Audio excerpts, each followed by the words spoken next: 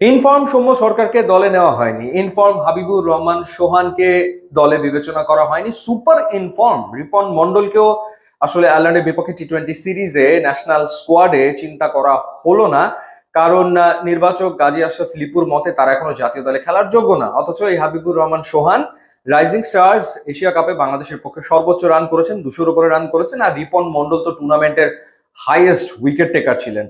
কি দুর্দান্ত খেলেছেন তিনি সেমিফাইনালে ইন্ডিয়ার এগেনস্টে, কি দুর্দান্ত খেলেছেন রিপন মন্ডল ফাইনালে পাকিস্তানের বিপক্ষে। তারপরেও জাতীয় দলে তার আসলে জায়গা হলো না, কারণ গাজী আশরাফ লিপু আস্থা রেখেছেন পারভেজ হোসেন ইমন কিংবা জাকের আলী অনিকের উপরে। আপনি আমাকে একটু বলুন, কোন বিবেচনায় ঠিক এই মুহূর্তে পারভেজ হোসেন ইমন এবং জাকের আলী অনিক সৌম্য সরকার এবং হাবিবুর রহমান সোহানের চেয়ে বেটার পারফর্মার, বেটার ক্রিকেট এই মুহূর্তে খেলছেন?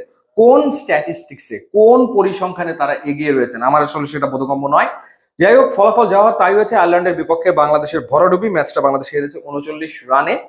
181 করেছিল 4 উইকেটে আয়ারল্যান্ড, এবং খেলা দেখে মনে হয়েছে মাইটি আইরিশদের বিপক্ষে বাংলাদেশ খেলতে নেমেছে, মানে এরকমই আসলে মনে হয়েছে। এবং যারা খেলেছেন, না তারা স্পিন খেলতে পারেন, না তারা ফাস্ট বোলিং খেলতে পারেন, না তারা স্লোয়ার খেলতে পারেন, না তারা বাউন্সার খেলতে পারেন, না তারা ইয়র্কার খেলতে পারেন, কোনো কিছুই খেলতে পারেন বলে তো মনে হয়নি।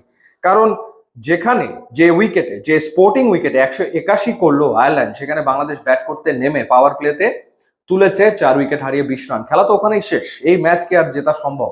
তারপরেও বাংলাদেশ 20 ওভার ব্যাটিং করেছে তাওহিদ হৃদয়ের কারণে। তাওহিদ হৃদয় তার ক্যারিয়ারের 5ম হাফ সেঞ্চুরি তুলেছেন এবং ক্যারিয়ার বেশ 83 রানের একটা ইনিংস খেলেছেন।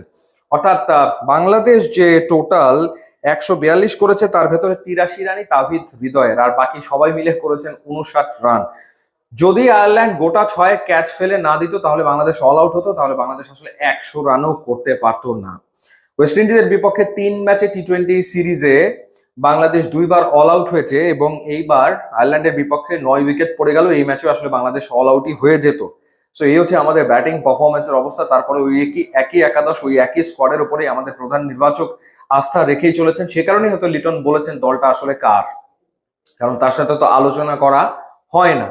শোচনীয় আসলে পারফরমেন্স। আর যদি আইরিশদের ব্যাটিং এর কথা বলি, খুবই পজিটিভ অ্যাপ্রোচে তারা ব্যাট করেছে। Paul Stirling, team tractor, Harry tractor, Lorcan টাকার এবং হ্যারি ট্যাক্টর 45 বলে 69 রানের একটা ইনিংস খেলেছেন বাংলাদেশি বোলারদের ভেতরে। তানজিম হাসান সাকিব 4 ওভার বল করে 41 রানে 2 উইকেট নিয়েছেন। একটা করে উইকেট পেয়েছেন রিশাদ হোসেন এবং শরীফুল ইসলাম।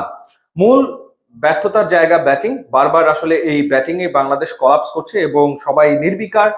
আসলে এখানে উন্নতি কিভাবে করে করতে হবে সেই ব্যাপারে কারো কোনো চিন্তা ভাবনা আছে সেটা নেই। এবং আরেকটা ব্যাপার ঘটেছে, সেটা হচ্ছে সাইফ হাসানের ব্যাটিং অর্ডারটা চেঞ্জ করে ফেলা হয়েছে। পারভেজ হোসেন ইমনকে খেলাতে গিয়ে ওপেনিং এ সাইফ হাসানকে আর নামানো হয়নি, তাকে নামিয়ে আনা হয়েছে 4 নম্বরে। সো এই ধরনের ঘটনাগুলোর ফলে বাংলাদেশ হারলো আয়ারল্যান্ডের বিপক্ষে এবং টানা 4টা টি-20 হারলো। ওয়েস্ট ইন্ডিজের কাছে 3-0 হোয়াইট ওয়াশ হয়েছে ঘরের মাটিতে। এবার ঘরের মাটিতে আয়ারল্যান্ডের বিপক্ষে বাংলাদেশ টি-20 হারলো। এই নিয়ে 3বার আয়ারল্যান্ডের বিপক্ষে বাংলাদেশ টি-20 হারলো।